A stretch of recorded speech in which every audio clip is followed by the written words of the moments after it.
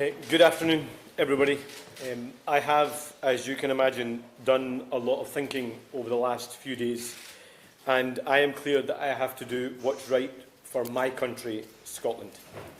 This isn't easy, and it's not without pain, as I have a genuine friendship with Keir Starmer. But my first priority and my first loyalty is to my country, Scotland.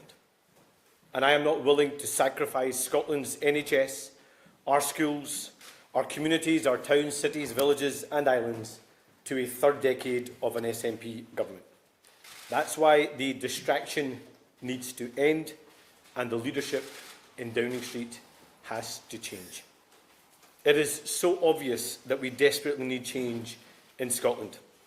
And in 3 months' time, the opportunity to get rid of a failing SNP government is one that is too important to be missed.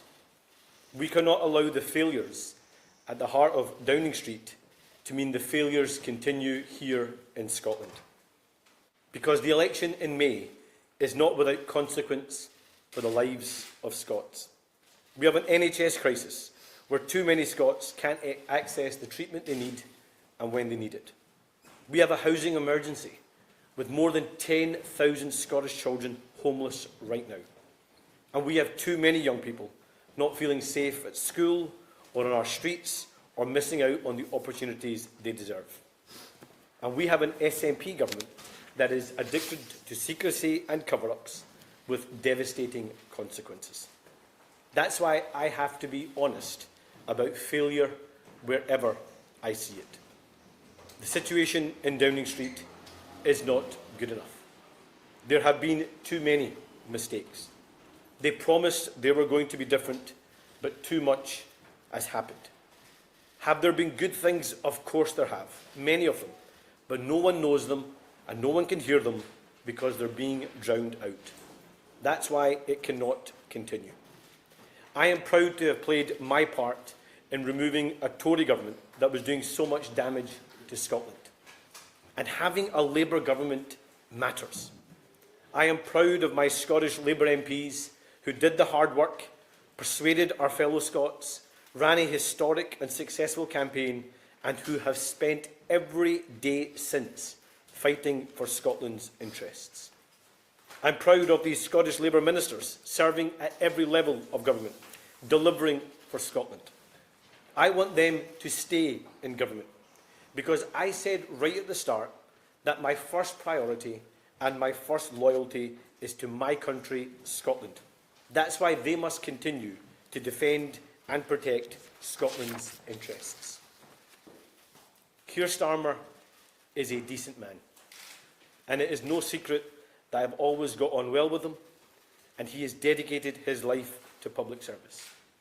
I have also dedicated myself to public service, and I need to decide what I'm willing to accept and what I'm willing to tolerate. The people of this great country, Scotland, are crying out for competent government, for transparency, for honesty and for delivery. They want to see politics that is open and accountable. They want to see leaders who put the national interest before themselves. That is the standard I will always apply. In 3 months, we have an election that must be about one thing and one thing only: Scotland. That is my duty, that is my priority, that is my loyalty, and that is Scotland's choice. Thank you. I'll open up for some questions. I'll take Glenn Campbell from the BBC. Anas Sarwar, just spell out why you want change and why you think that will end what you call distraction. Wouldn't it just plunge your party and the country into further chaos as a new leader is sought? I think the reality is, Glenn, that there are so many achievements of a UK Labour government, so many good things that are happening across our country. But if you ask people, they can't see them and they can't hear them because the leadership in Downing Street has become a huge distraction. And I've had to think about my own priority, and my own priority, my first loyalty, is to Scotland. And Scotland needs to fundamentally take the opportunity for change here in Scotland in 3 months' time. But who do you want to replace Keir Starmer? And if that Let me be a leadership contest. Won't that cause months of chaos? Let me be really clear. I am not supporting or backing any alternative or any candidate.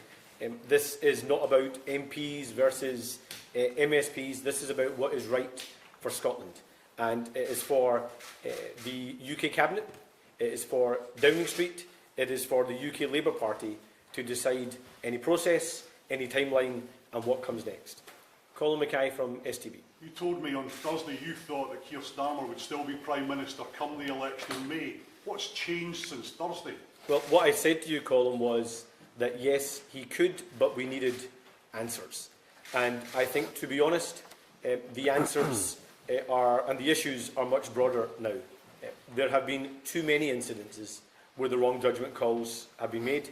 There have been too many mistakes, and that is distracting from the vital work of government, and it's also distracting from the big choice that people in Scotland have to make in 3 months' time, and that's why I think it needs to change in Downing Street. Have you told the Prime Minister about this statement before making it? Yes, I spoke to the Prime Minister earlier today, and I think it's safe to say that he and I disagreed. Conor Gillies from Sky.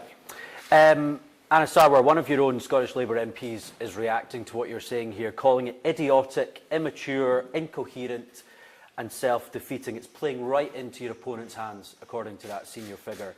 Have you done this to blame the Prime Minister if you fail to become First Minister in May?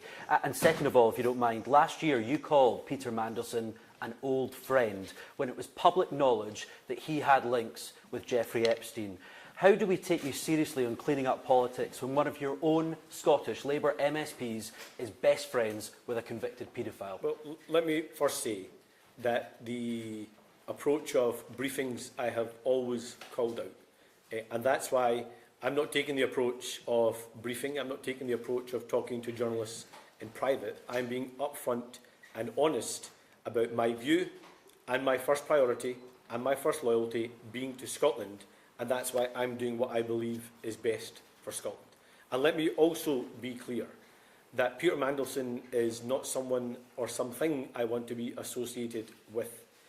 I met him in his capacity as the ambassador ambassador to the US because that was the right thing to do in Scotland's interest. But should he have been appointed the ambassador? No. Should he be a member of the Labour Party? No. Should he have a seat in the House of Lords? He shouldn't, and it's right now that he is investigated by the police. Peter Smith from ITV. Who else did you speak to about delivering this speech today? Who knew that this was coming?